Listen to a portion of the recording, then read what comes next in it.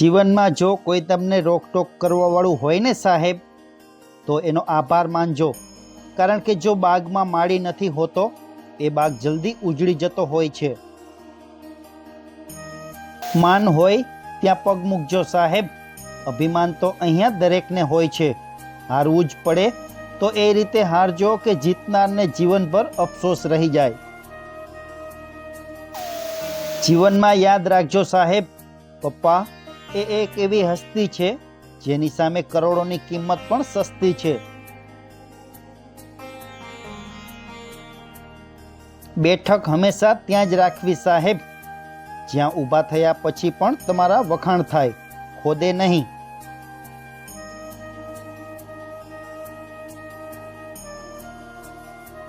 દીકરીએ કેટલું સરસ લખ્યું છે સાહેબ. બોલવાથી તો આખી દુનિયા સમજી જાય છે, પણ મારા રૂઠેલા ચહેરા પરથી જે મને સમજે છે ને, એ તો મારા પપ્પા છે. સમયે સમજાવ્યું કે ધીરજની બે બાજુ હોય છે સાહેબ. જે નથી ગમતું તેને સહન કરવું અને જે ગમે છે તેની રાહ જોવી. મજા તો ગાંડા બનીને રહેવામાં છે, બાકી સમજદારી તો જિંદગીના રંગો ઉડાડી નાખે છે સાહેબ. સંજોગો સામે લડતા શીખો, આંસુ પીને હસતા શીખો. દુનિયામાં રહેવું હોય તો દુનિયાથી ડરો નહીં. દુનિયા તો દરિયો છે, આ દરિયામાં હંમેશા તરતા શીખો. કુદરત સારામાં સારી વ્યક્તિને પણ થોડો ખરાબ સમય જરૂર બતાવે છે સાહેબ. એને દુઃખી કરવા નહીં, પરંતુ તેને પોતાનો અને પોતાનાઓનો પરિચય કરાવવા માટે. જે વ્યક્તિ મનથી શુદ્ધ અને વેરભાવથી મુક્ત હોય ને સાહેબ, એના પર સંકટ આવે ત્યારે કોઈ સાથ આપે કે ન આપે, પણ ઈશ્વર જરૂર સાથ આપે છે.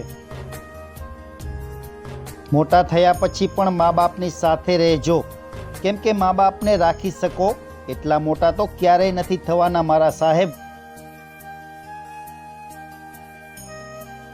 સંબંધો સાચવવા હોય તો સમય હોય ને ત્યારે જ સાચવી લેજો સાહેબ. સમય પૂરો થઈ જાય અને ઝાડ સુકાઈ ગયા પછી પણ પાણી રેડવાથી કોઈ ફાયદો નથી.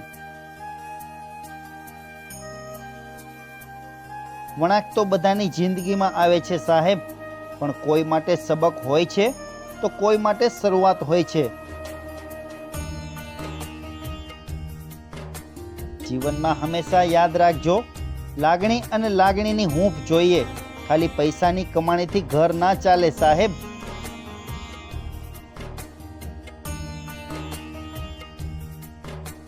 જિંદગીમાં સાથ અને સહકાર એવા લોકોને આપજો સાહેબ, જે ભલે તમારા વખાણ ના કરે પણ તમારી માણસાઈની કદર કરે.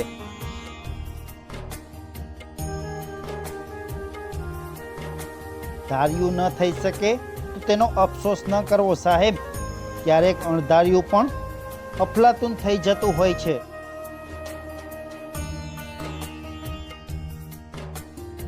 મહાભારત એ વાતનું સબૂત છે.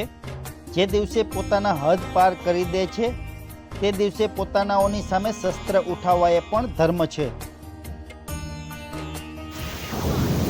ભગવદ્ ગીતામાં કહેવામાં આવ્યું છે સાહેબ, કે જે સૌથી ખરાબ સમય સહન કરે છે ને, તે વ્યક્તિ સૌથી શ્રેષ્ઠ ભવિષ્યનું નિર્માણ કરી શકે છે. મિત્રો, દરરોજ આવા નવા ગુજરાતી સુવિચાર વિડીયો સ્ટેટસ માટે ચેનલને સબસ્ક્રાઇબ કરો.